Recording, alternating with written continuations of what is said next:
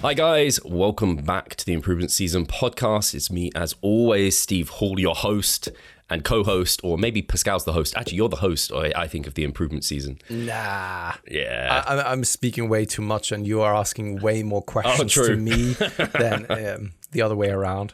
That's it's not true. really that well balanced of a relationship that we have, Steve. Sorry. I guess it just happens naturally.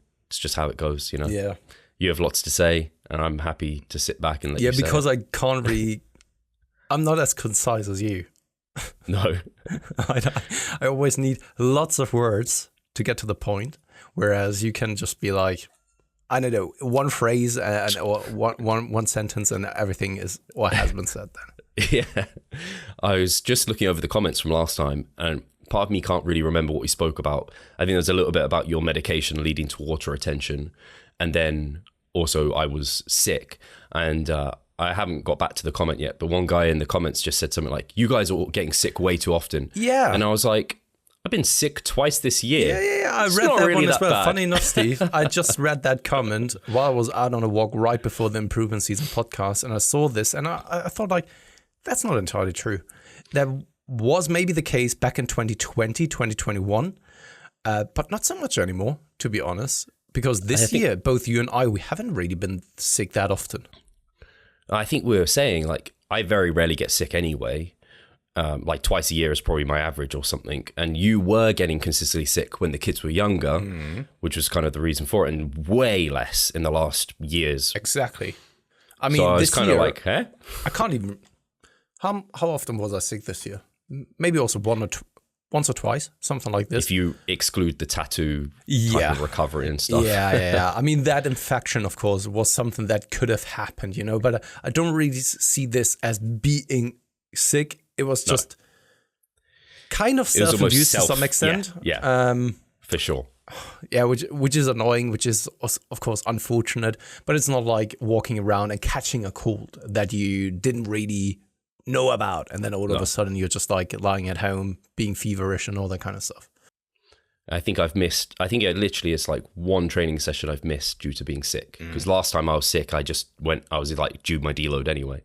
So it's like, I don't know, some people just like to say things, and I don't know why it triggers me a little bit. I'm like, hey, no, you're wrong, I'm not getting sick that often. But it's probably also because of you sounding also a little bit tired.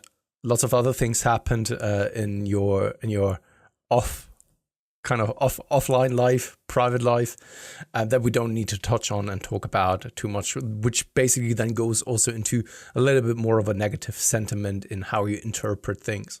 Because we all know that if we are in a good mood, we are way less likely to misinterpret things or take things the wrong way. We can easily just brush it off and be like, yeah, whatever. And if we are also in a negative mood, maybe even highly fatigued and all that kind of stuff, we are way more susceptible and take it on board and be like, rage mode.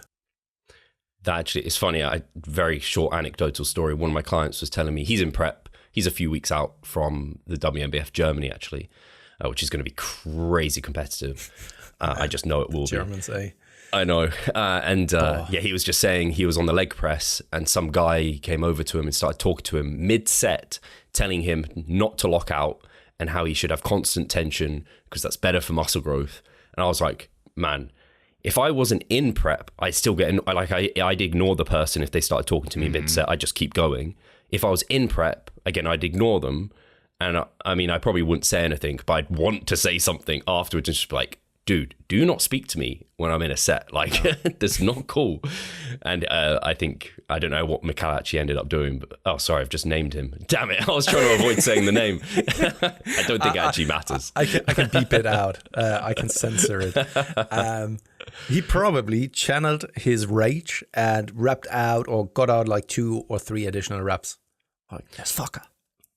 He's a super chilled guy. So I think he was like very cordial about it and like kind of debated him a little bit, but like just the thought of that irritates me. Like, especially in prep, like you just mentioned, when you're fatigued, when you just haven't got like, you don't have that patience with people, especially a leg press set, talking mid set, dude.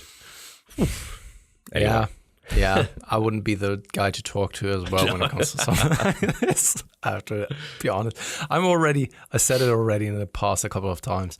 I'm someone who can chat, and you can approach me and have like a kind of small talk with me and all that kind of stuff. But if I'm in the zone of wanting to do something, even Katie has sometimes issues with that, receiving some love basically back in return. When she just wants a hug, and I'm in the midst of doing something that I set for myself out to do now, I have a hard time interrupting myself and just, for example, giving her a hug. And I hate myself for it at the same time, while I know that it's just me. Once I'm focused on something, I want to get it done first, and then I'm more than willing and also free to focus on other things. I imagine for you now, with the amount of tattoo coverage you have, you're potentially less approachable than you were in the past. I don't know, because the tattoos that I have aren't really as visible yet. So True. Nothing really has changed that much.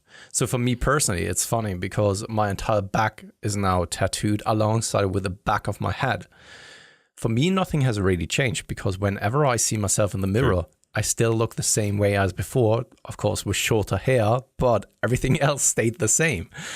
So it's kind of a funny mentality for me, just knowing that a lot on my body cover has changed, but I'm not even really aware of that because I don't feel it, I don't see it. I just know that it's there. It's funny, actually. That's kind of similar. It's really random thinking of this. But often I look at t-shirts that I want to buy online, for example, like anime ones, and sometimes they have a really cool design, but it's on the back. And I'm like, but I can't enjoy that. I want it on the front. And I'll be like, I have to buy it if it's on the front. But if it's on the back, it's like, everyone else enjoys this. And I guess that's the same with your tattoo. Like, everyone else gets to enjoy it, whereas you're like, I know it's there, I know it's cool, but I don't get to see it that often.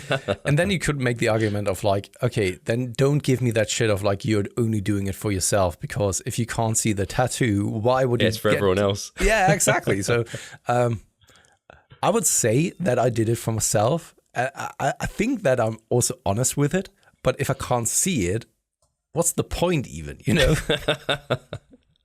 What's the point of back tattoos? Question mark. Or even artwork on your back. Yeah. Why do we train in general, tattoos that you can't even see. Yeah, true. There can't be that many that you wouldn't be able to see. Like you would be able to get, you Butt need cheeks. mirrors for most of them. Yeah. Right, you just know it's there. All that kind of stuff. Yeah. Even the calves, back of the calf is harder to see. Yeah, you just have to. Yeah, twist and turn and all that kind of stuff. Yeah. How's training and everything on your end? I just started. Finished the deload? Yeah, exactly. Finished the deload. Felt much, much better also going into things. Have done now 3 sessions. And what I've started doing is actually, because normally, so I have a push-pull leg split, push-pull leg split. In the past, I was always training 6 days in a row and then taking a rest day. What I'm now starting to incorporate and just playing a little bit around is actually then having 3 days on, 1 day off, 3 days on, 1 day off. Just to see whether it makes a difference in terms of then the output that I can produce over the 3 days of training and then taking a rest day. Because as we know, Steve, taking rest days is important. And the typical saying of like bros, you grow when you're resting. There's definitely something to it, you know. And maybe I've neglected just rest days in the past too much, and it's just something that I wanted to play around with, just see how I'm then responding, whether I have a little bit more oomph in the training sessions themselves.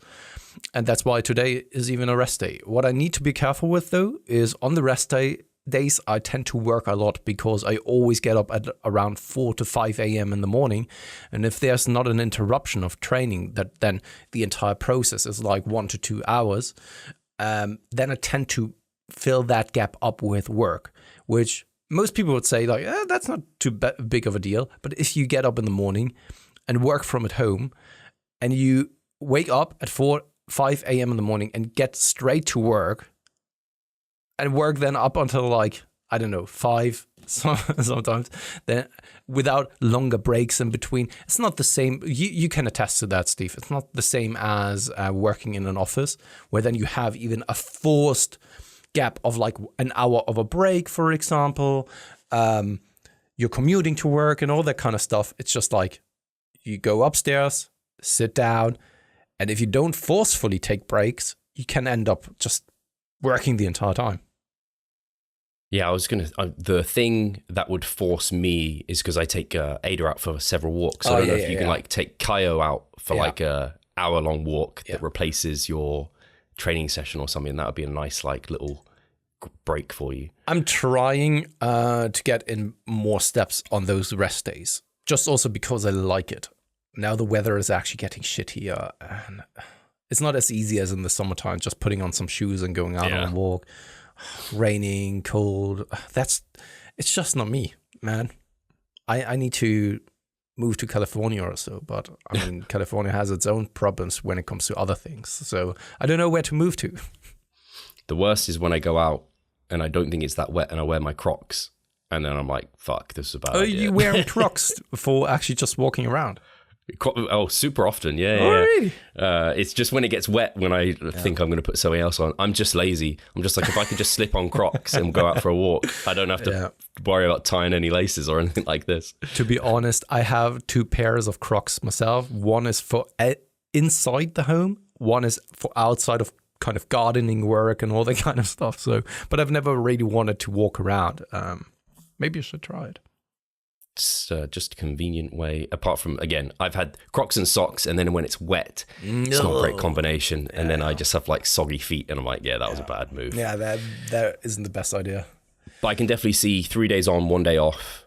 I actually see the appeal in that. Like taking a little bit more recovery during the meso or during the week. I could see extending the mesocycle as well. Mm-hmm.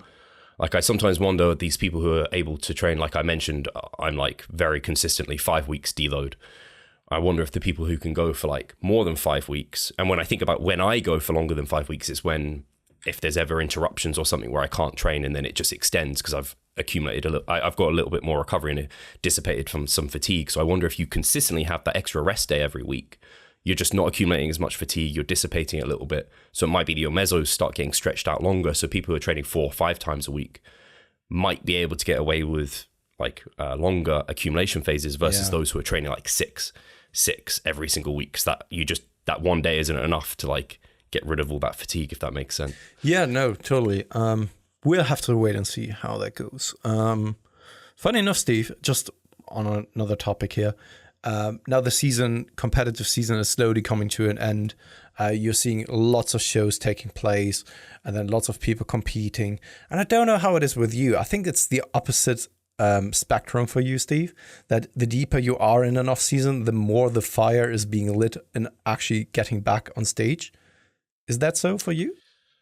I don't know, actually, because sometimes yes, but sometimes it's like I'm so far away from that look and I'm so deep and I know how long it's going to take to get there that it's like I can't see myself on stage. Whereas when I'm doing, I don't know, end of a mini cut and I'm like, ooh, like I've got some lines coming through, shapes looking a little bit better. Then I'm like, oh yeah. So I think it kind of waxes and wanes a little bit. Yeah. Because for me, whenever I'm cutting, I am way more focused around my physique, of course, posing way more often. And then in the process of the cutting phase, I am then more so, I don't know, there's a fire then being lit again of wanting to compete and just pushing it.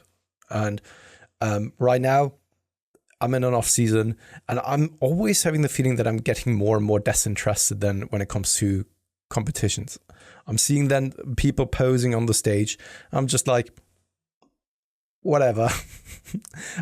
And I know that this is probably completely opposite to you because you also have those ambitions of getting the pro card and everything. But for me personally, it has never been the highest priority. And I can just tell right now when seeing all those competitors, it's insane caliber as well. Amazing to see. But at the same time, there's just so much on my feed going on where I'm just like, yeah, all right, no, I don't care. I don't know. This is just something that I've noticed and I wanted to share with you here on the improvement season. Yeah, I think I have moments of that. It's normally coming from a place of self-doubt where I'm like, I see some of these people. And especially, again, it's very confronting as a judge and you're judging people and you realize how vitally important that symmetry round is and how it's highly determined by structure and genetics. And I know this is a big weak area for me. And I don't know if some people I say I overemphasize that. And I hope I do. And it's not as bad as I think it is. But I recognize my weak points and maybe over-recognize them. But it makes me really have self-doubt where I'm just like, hey, it actually doesn't, in some ways, I could get as muscular as possible. I could get as lean as hell. But I'm still going to be beaten by that guy with like this really nice structure. So it really brings self-doubt where I'm just like, am I actually like... and we'll see when I next compete, but I'm like, if I'm just landing in the same spot as I did in 2021, it makes me less kind of enthralled to compete because I'm like, am I not able to get to that next level? Like, am I not able to challenge for like first place in British finals? And that's demotivating for me because it's always been motivating to see myself level up, but it's like I'm improving as a general bodybuilder in terms of muscle mass and leanness, but because I have some structural deficits, if I'm not able to challenge for top spots, it makes me struggle to want to keep going. And that's where my mind goes like, So I don't really know until I start dieting down, and I start seeing that. But it's also like not until you're on stage with people do you kind of see that too. That's true. So yeah, I don't know. I think I don't have enough, also in terms of priorities. If we were to look at your priorities versus mine and our focuses through like our life, it's probably higher up on mine than it is yours. Yeah. So that's for sure. I still have like this fire to like do it, but it makes me kind of wonder if the investment of competing is kind of going to be worth it at the time. And you never know really until you try. But I don't know if that made sense. No, it does.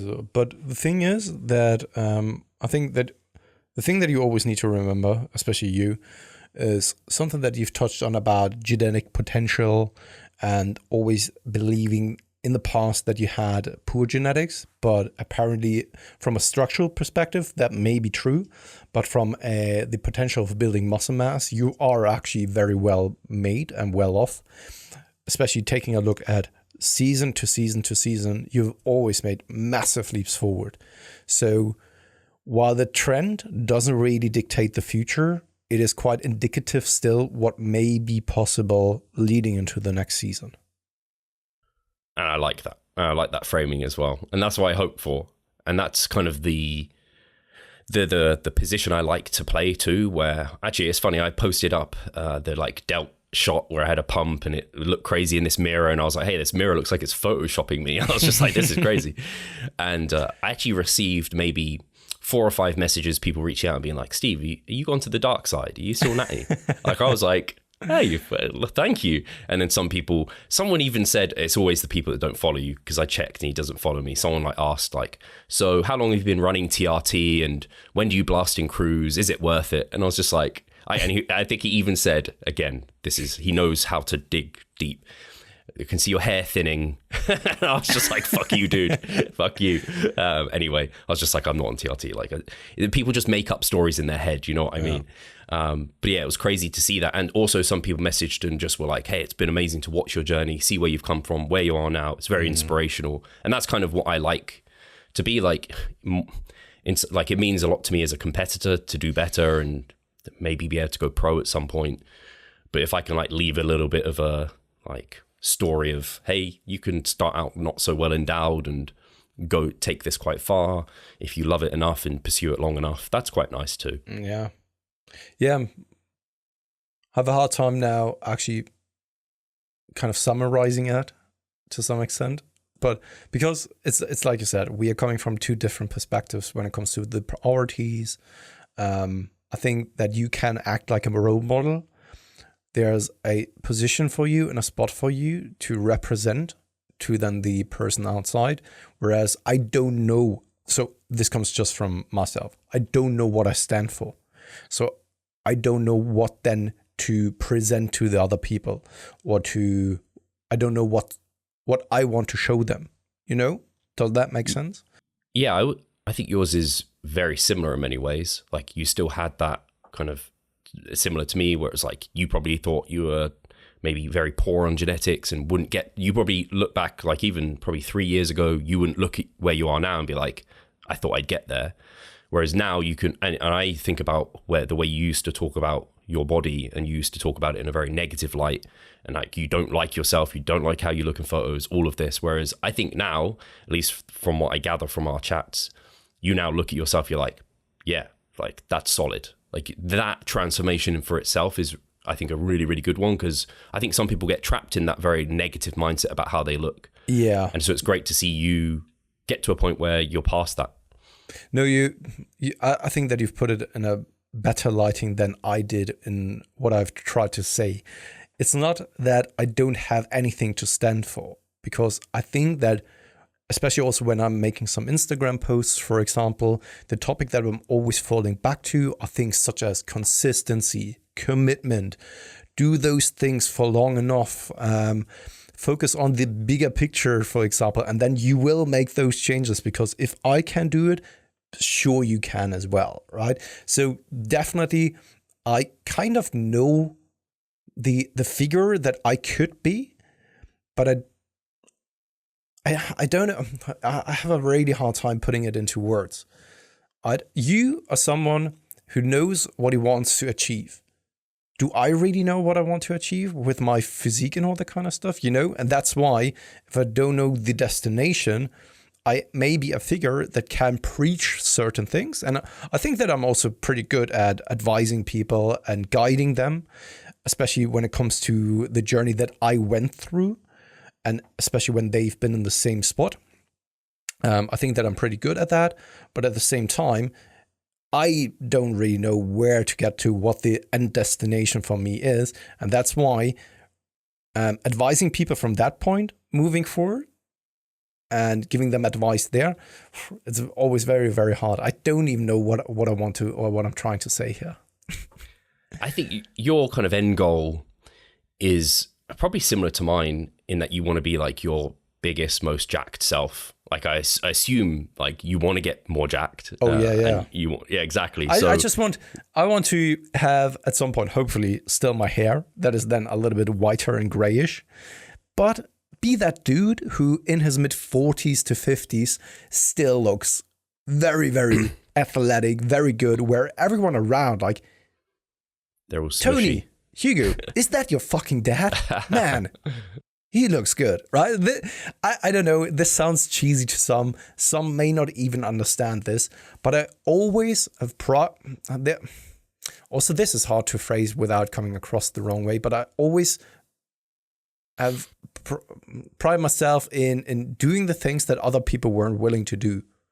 And this doesn't always end up successfully or so, but I was always kind of also back then, right? I was growing up on a small island. Most of the people there were into cars, techno music, and being a Nazi, right? And I, with a very, very small group of other guys, we were into punk music, rock music, into skateboarding and playing music, So we were the outsiders. And I liked that role. I liked it. I didn't need to be liked by those other people.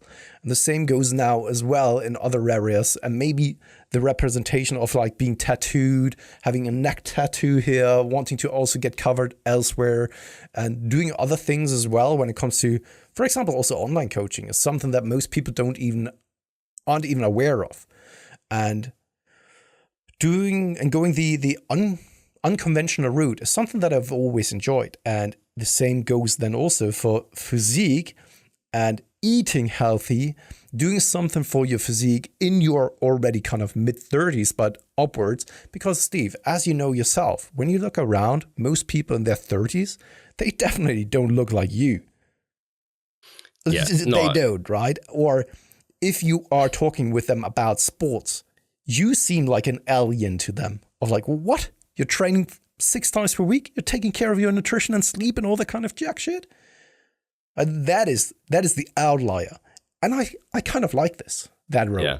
And I would like to continue this all the way into the higher ages, and hopefully also reap the rewards from a health perspective as well. Yeah, it was funny actually. I had an interaction with someone in my gym who I believe, I don't want to say he was an IFBB pro, but he used to be a pro bodybuilder. He said pro bodybuilder, so it could have been something else. I'm going to give him the IFBB title. And he's pretty big, like jack dude. Maybe in his 40s. I think he said he was I think he's in his 40s. He definitely doesn't look that old. He's like jacked, he's big. And he was the one who asked me like, are you like getting into bodybuilding? Like, and I had this was post-workout, vest on, full pump. I was feeling myself. And I was like, okay, yeah. I was like, yeah, I do compete. He was like, okay. I was like, I'm natural. Like, clearly I have to be like my natty card. He was like, oh, okay, yeah, I can tell. Like, you thinking to take it further or whatever. And he's interacted with me a few times now. And I think this last time he finally realized, like, I kind of know what I'm doing. For a while there, he wasn't sure. He was like, oh, I think you should maybe have more rest days. And I used to do pyramid sets. Well, like, how are you training? He eventually asked what I do for a living. And like, I kind of explained. And yeah, he just asked me like, so before that, he was asking me like, are you trying to get tighter or like get bigger? And he was also saying that he right now is just maintaining. Like, he used to be really big. He like showed me some photos. He was like, he had like sleep apnea and all of these issues. And I was like, I said to him, I hope I can keep making progress until I'm like 40s. Like, once I'm 50, I'm like hopefully maintaining.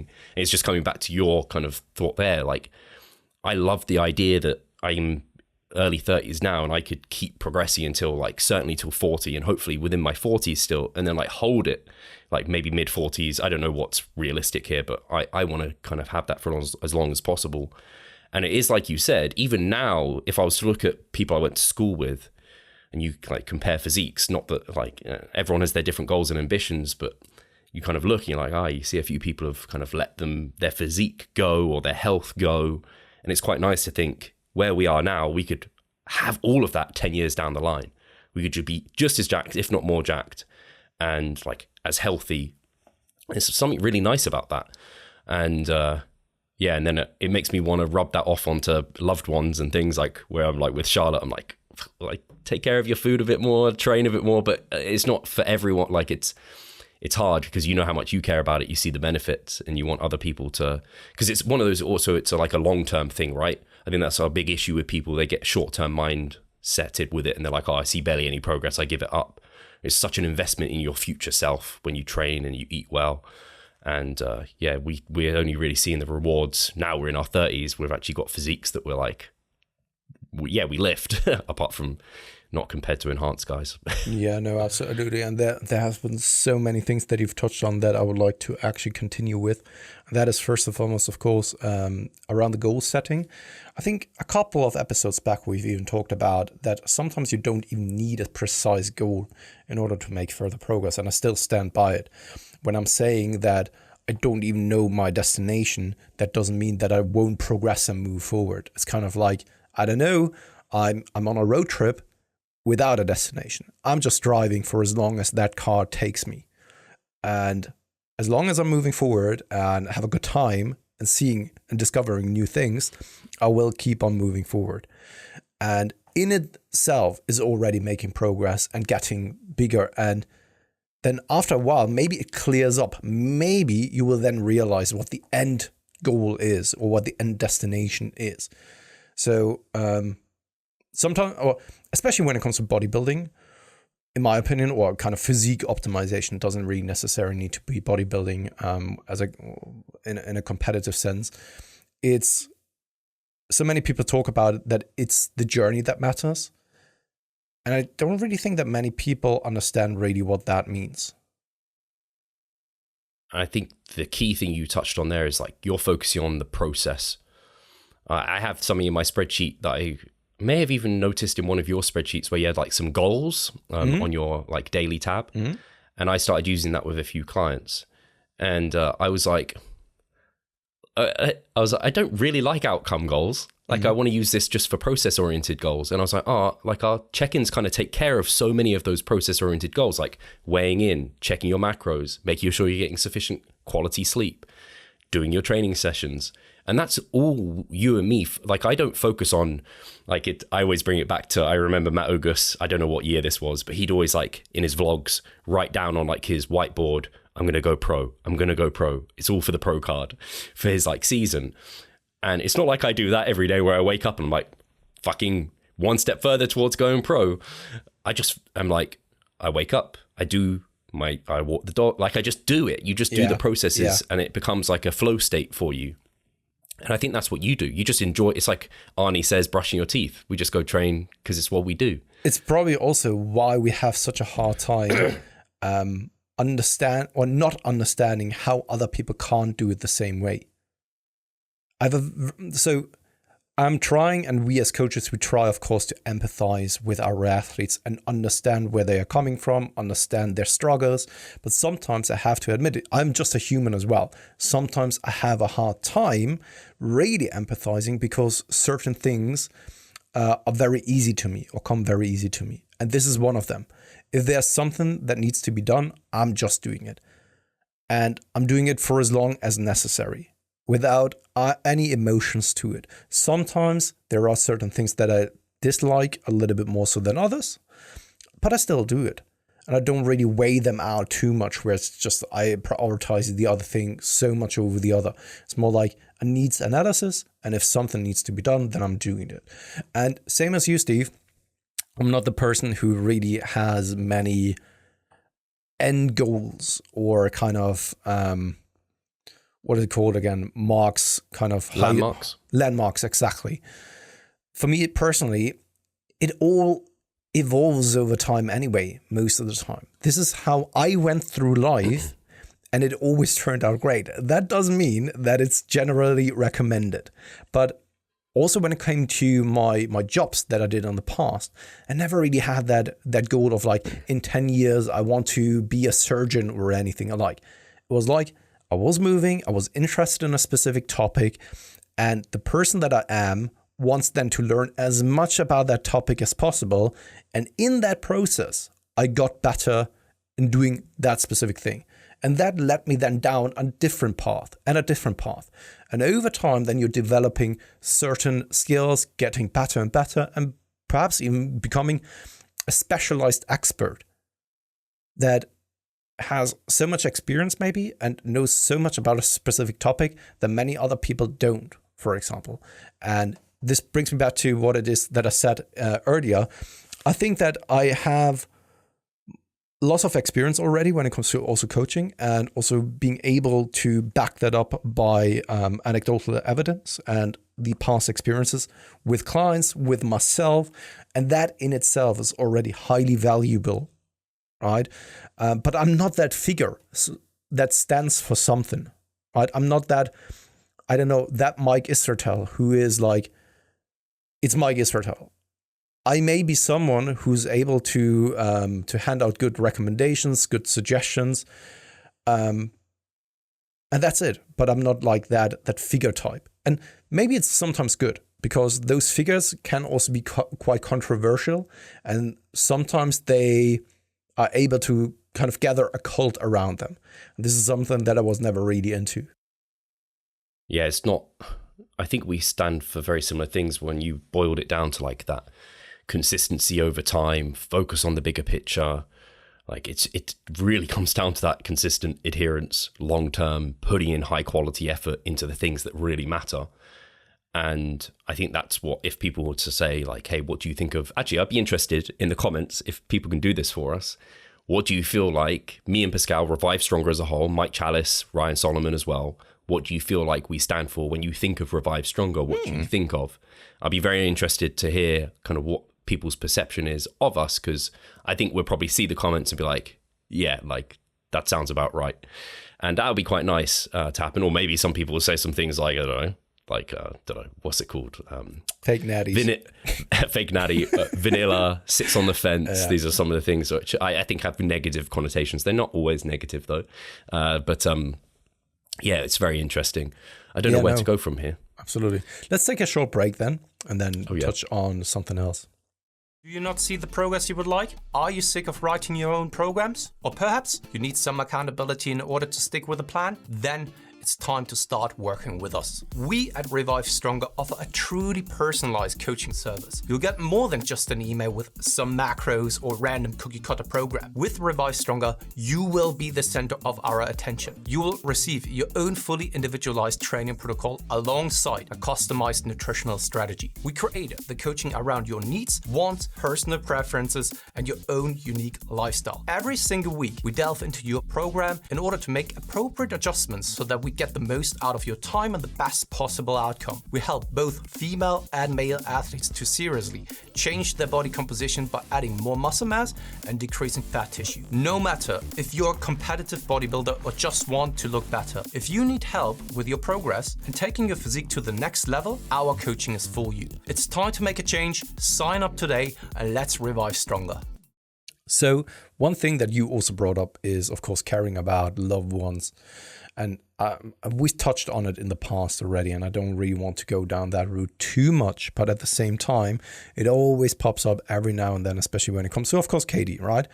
Because the kids are the kids. They can basically still do whatever they want as long as they are kind of learning some good habits, having a pretty good awareness and understanding of, for example, nutrition. I don't really want them to just like eat whatever. I want them to understand what it is that they are putting in their mouth, because this is something that has been neglected with my upbringing. And I think, and I see it even, Katie is working in a school with young kids, and she also brings her perception and experience into play as well. How clueless so many people are about nutrition. When it comes to Katie, for example, she's someone who eats a lot of candy, for example. Each and every single day, there's some kind of sweets in it, right? Also, she's not eating a lot of vegetables, not drinking enough liquids throughout the day.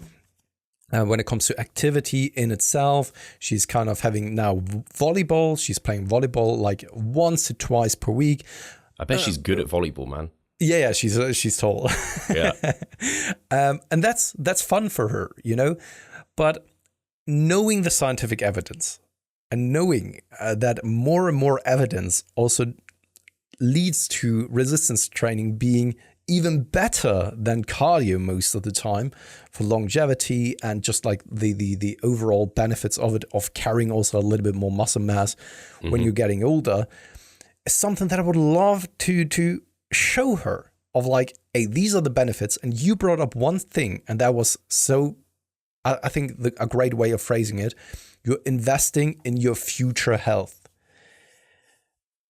And because of this, because you care, it's then so hard for myself, and I know this is just me, right? Me who wants this, and this is selfish to some extent.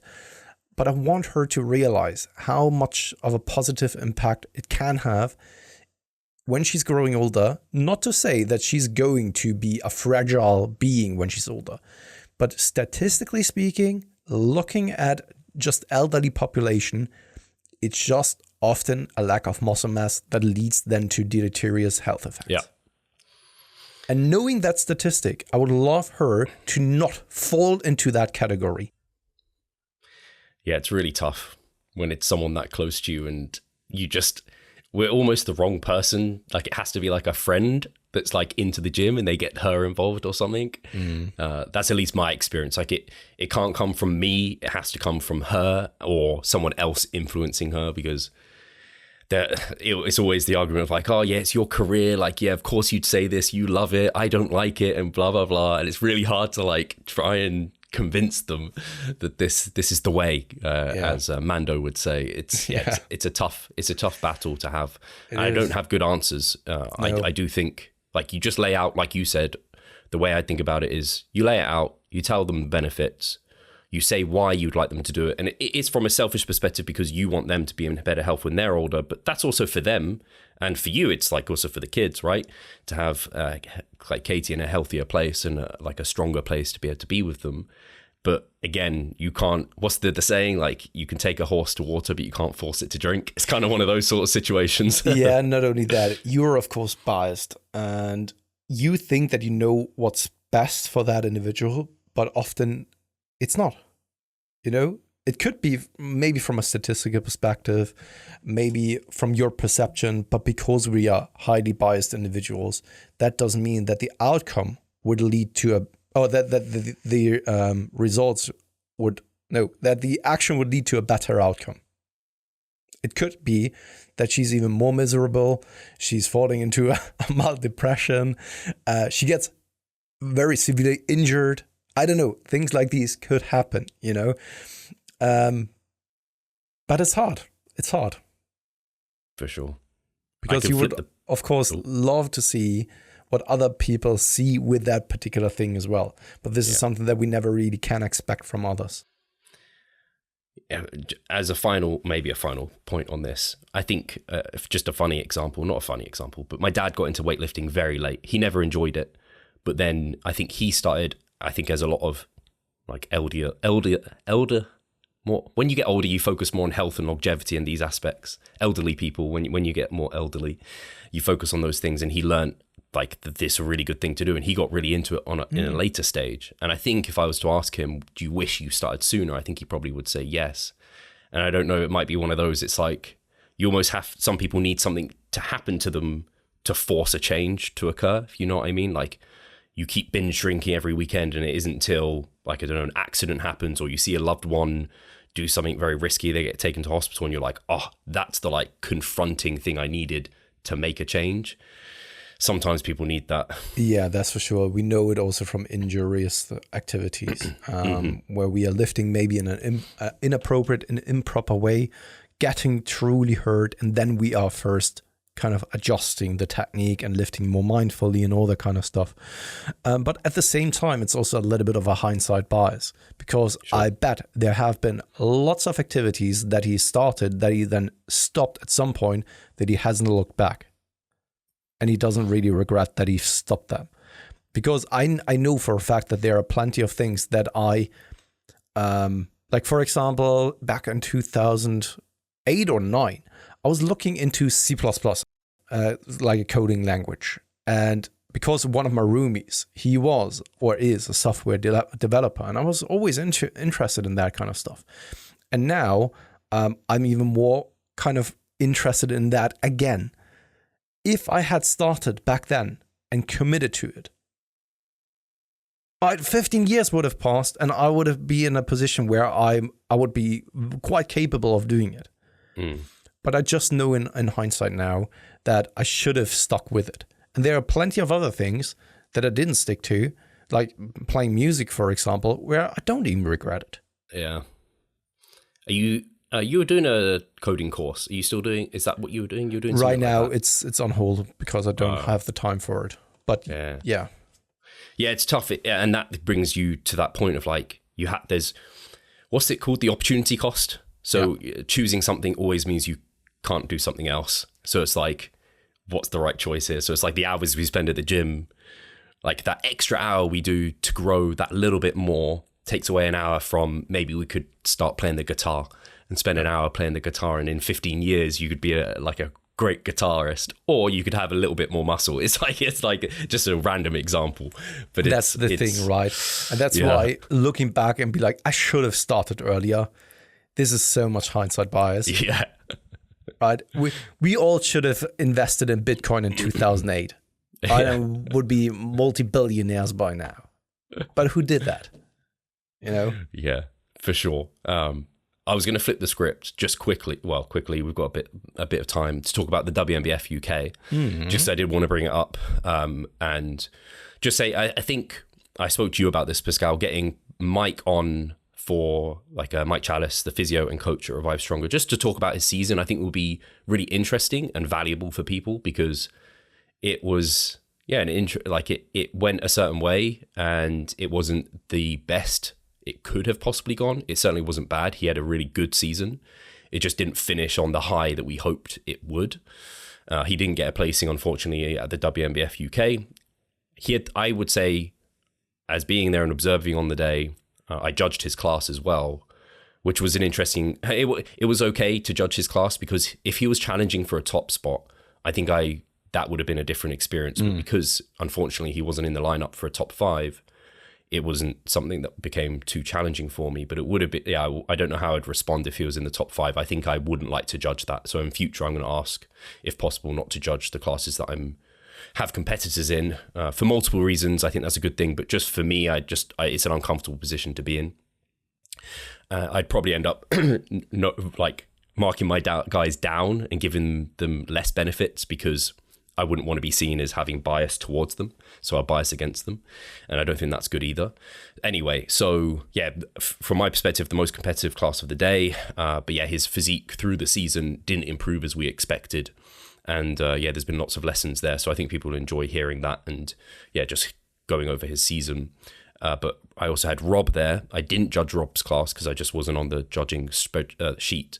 And he got third in Britain, which was awesome. He's also got a Worlds invite. The top 5 from his class got a Worlds invite too.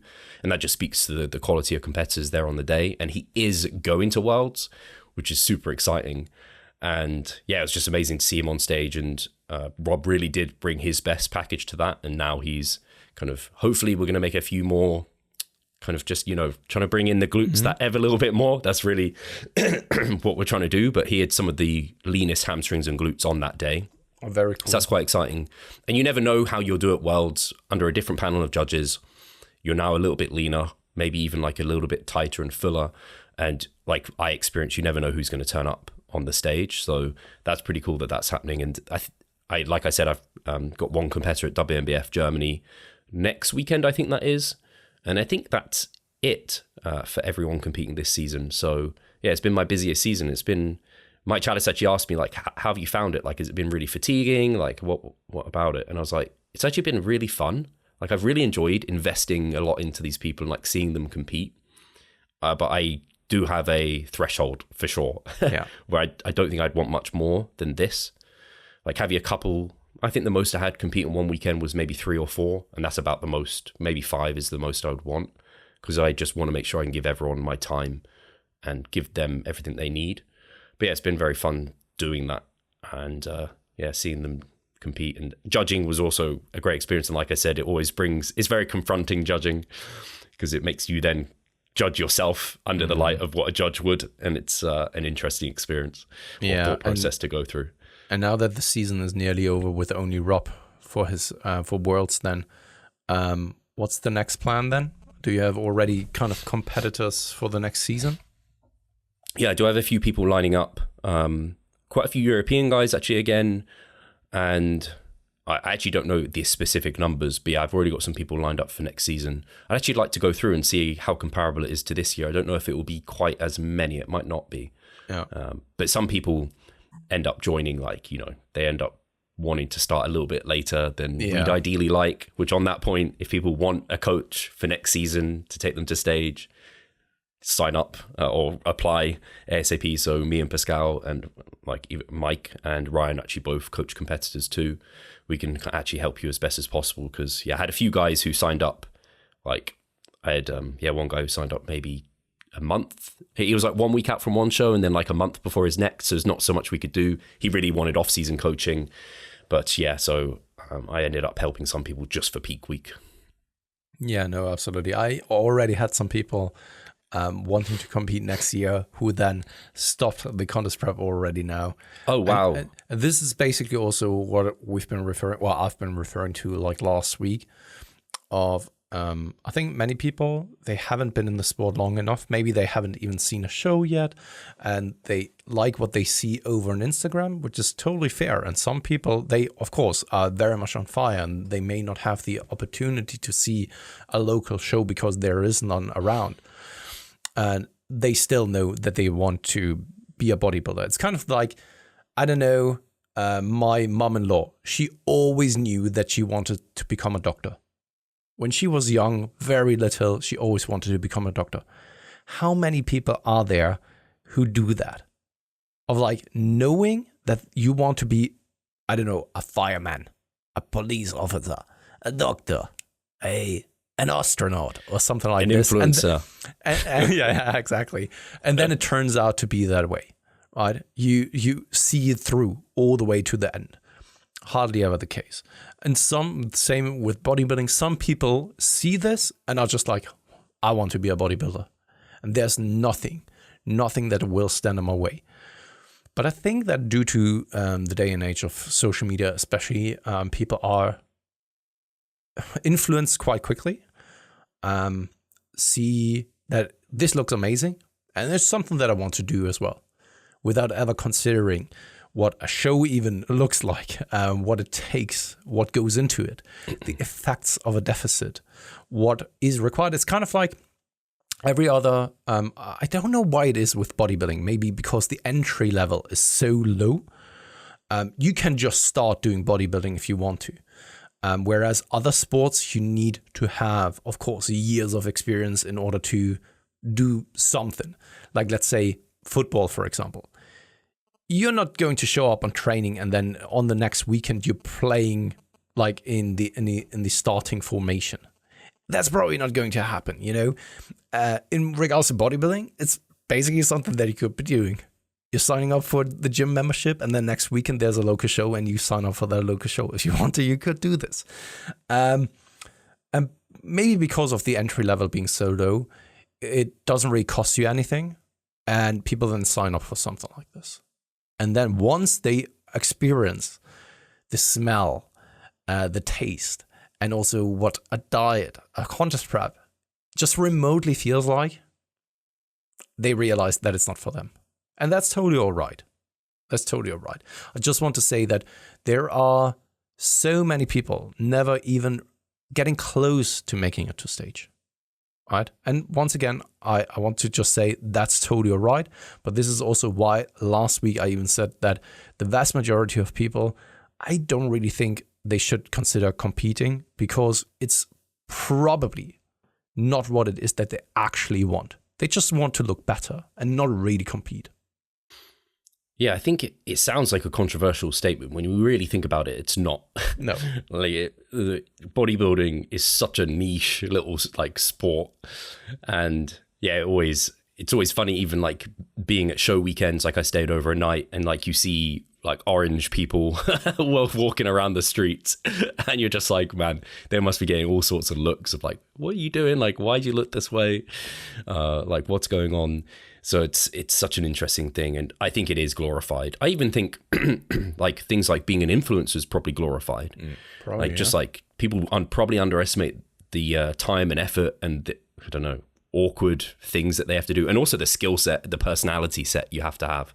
You look at someone like Mike Israetel you brought up earlier, like he's exploded as like a fitness expert and influencer to some extent now. And he has a very unique personality and way of speaking and going about things. I don't know if many people could execute that. Like, I think it's just something some people have in them. But I think some people see it and they're like, I want to do that. As a complete tangent or slight tangent, what did you want to be when you were little, Pascal? I can't even recall. I know there's one thing. There's one thing that I can recall. When I was growing up, that was the time where volcanoes and tornadoes was the shit, and I always wanted to be a tornado hunter. Did you? That's so fucking random and great. I wanted to be. It's like super like vanilla. I want to be a professional footballer, obviously. Like, I mean, every kid in our generation had that idea, I think, at least in our hemisphere, because I have the feeling that back in the 90s, especially when we were growing up, 90s, early 2000s, football was, at least in my realm and my perception, extremely popular. I think it has gotten a very bad rap over the past years due to certain scandals, and I don't know whether digitalization had something to do with football not being as popular anymore, at least in my kind of realm, in my close circle. I don't really have a lot of people being very interested in football anymore. And I don't know whether this is just, once again, my perception of things, but I at least have the feeling that the popularity of football has decreased tremendously. But back then, I think everyone who was into football had kind of that dream and idea. I was playing in the garden, which was very tiny, by myself, being kind of back hump the entire time. I was the Netherlands. Bird camp. Yeah. I'm playing for myself, and I found it amazing. I been watching the Beckham documentary on Netflix, which I highly recommend. It's actually really good. It's very well done. And it just brought so much nostalgia, because that was like when I supported Manchester United, because I can't say I support them now. I don't. I supported them then. Like, that was the team. Like, with Giggs, Solskjaer, Solskjaer, Beckham, of course, like all of those players. And it was just like such a like cool, tight-knit unit. And then Beckham like exploded, of course. And that to me was like, for me, again, it's a memory, maybe hindsight. I had bias, the don't know if it's Manchester part of that. United jersey from back then, where you still had that zipper up here. Yeah, amazing, man. Yeah. And I had, what's his name? The goalie, the blonde goalie. Why have I forgotten his name? I had the Danish his guy. jersey. Yeah. I loved him. I don't know. I've completely forgotten his name. Yeah, me too. Fuck. What's going on? It's really annoying.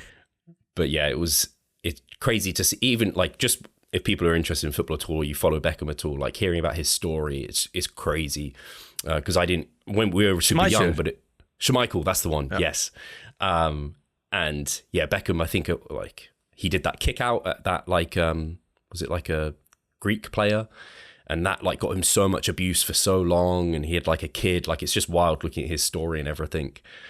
But yeah, I was also reflecting again, this is a bit of that giving things up. And talking about wanting to be a footballer, I got scouted for Cheltenham, who at the time were in the Premiership. I always say that because it makes them seem better. And I used to have to leave like primary school. This is in primary school. I had to leave school early. When I went to secondary school, school ended later. And my parents, they were saying like school is more important and education is more important than you going to this like scholarship. I think that's what it was. I'd have to actually ask them. That's my kind of memory of it. And so I gave it up. I'm like, what would have happened if I kept that going? Would I be a professional footballer? I highly doubt it. Funny enough, I actually know a couple of people who have been on the cusp of becoming a professional football player or a professional handball player, because especially in the northern part of Germany, like Flensburg, is a very, very well known and very, very good team. Flensburg Handewitt, it's called.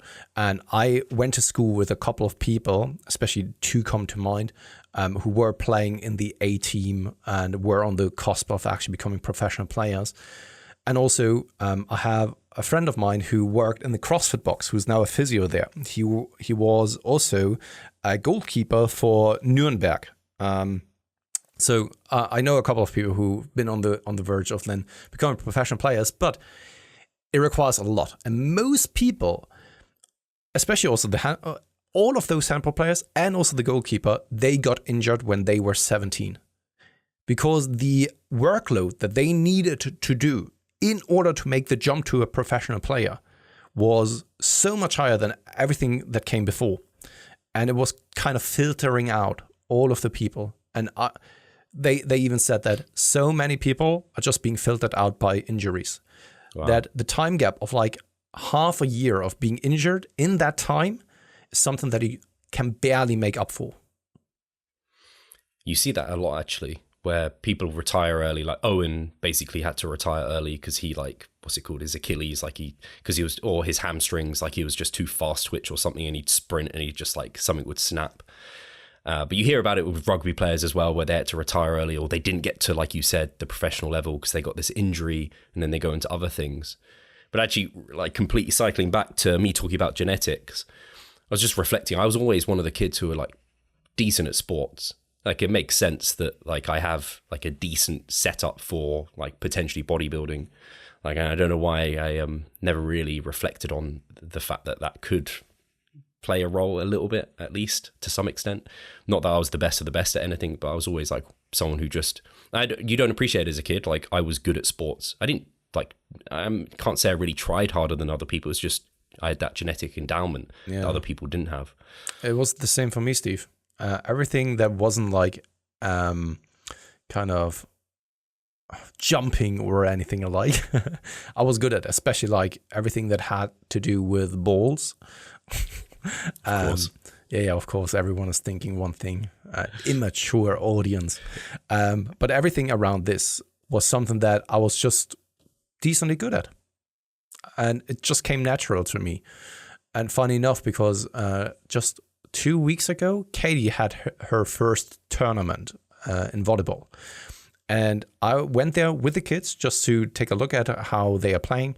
And I was even then, because they are all a little bit older. It's not a professional team. They are all doing it, of course, in their free time. And I was taking a look at that. And even I haven't played volleyball in like 10 years. And I could be full of myself. Absolutely. I'm very much aware of that.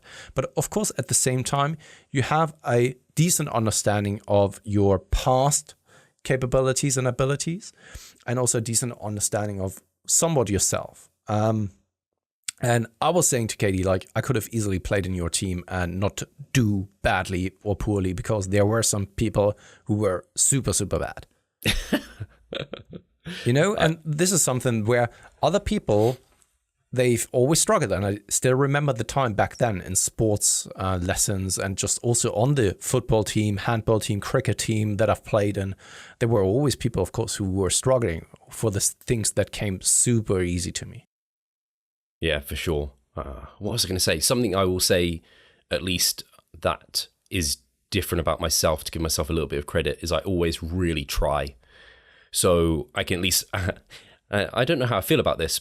I would say I'm more physically endowed than I am mentally, or like from an educational perspective. Like if I did not try for exam, like everyone has those friends, don't try for exams and they nail them. If I didn't try for exams, I'd literally do so awful. All right.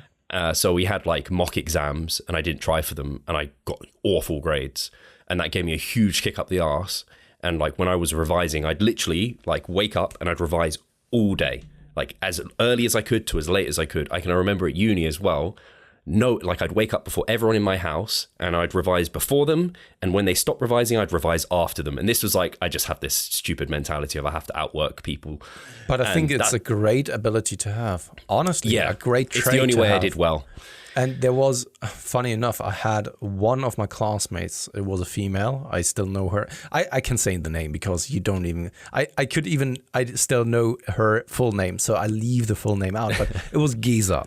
And Giza, she wasn't the brightest. She really wasn't, but she was a freaking hard worker. Right? And she made up with the work. And like, honestly, she wasn't bright at all, but she did still great in school. Because she was probably then still same as you, she was busting her ass off in order to make that happen, to get a good graduation degree and all that kind of stuff. And she made it happen. And I think that's the only way I've ever known to be good at things, is just put in everything I possibly can. And I think as I've matured, I've realized, hey, revising that long probably wasn't, like there was probably 2 hours there that were wasted where you could have just rested and you'd be better. And I think the same is to training, where like I would just like go all out for everything and do as much as possible. And now I've realized, hey, you need to pull back now and then. But I still have that slight want to do everything physically possible. I think it's great. Anyway. I think it's great, honestly. But you were similar. I think being a hard worker is nearly always paying off. Yeah. Of course, in certain circumstances it won't, because the life isn't just like, of course, always giving and always rewarding the hardest workers. We know this, but you're increasing the likelihood that something in return is happening positively to you. And those who are then always saying like, oh, you were so lucky. Most of the time, it's not luck. It was just that you've increased the chances of a positive outcome. It's kind of like having a lottery ticket. If you only have one, you may be lucky, you know, that something like this happens. And if you're then the hard worker who all of a sudden has 100 lottery tickets, you just increase the chances of you then going home with a lottery. And for the other people from the outside, it still looks like as if you were lucky, because they don't know how many lottery tickets that you've owned. They just see that you are winning now. It's funny, not to talk about this too long, but I kind of said it because I remember specifically in school as well, but I see it in life where people just don't try. Like people could try harder. I know they can work harder. I see it with clients sometimes. And I like to think that's something you have under your control, but I think it's heavily genetically determined. Yeah. Like I know my dad, as an example, like he worked freaking hard. And I just think it's a trait that is unfortunately genetically determined. But I also think you have a little bit more leverage over it than other genetic traits. So that's true. If you think you can try harder, go for it. Yeah. And you will never know up until you try. No. You have to start in order to see a change. That's always what I'm trying to say. And what the end results are, time will tell, right? Yeah. Maybe you have that one lottery ticket that gives you the big win. Or maybe you just need to bust your ass off in order then to increase your chances. And maybe the lottery ticket will never actually be there, and you will never really go home with a big win. But you tried. But you tried. And you still took something positive away from it. Right. So, yeah. On that note, either you have it or you don't. I guess we leave it at that. And yeah, guys, thank you very much for tuning in. Thank you very much for listening. Leave a like, subscribe, and all that kind of good stuff. I haven't checked the stats ever since like last time that I've called people out who weren't subscribed. So maybe I should do it the next time and then catch up on this one. Cheers, guys. I'm going to call you out again. Cheers, guys. Yeah.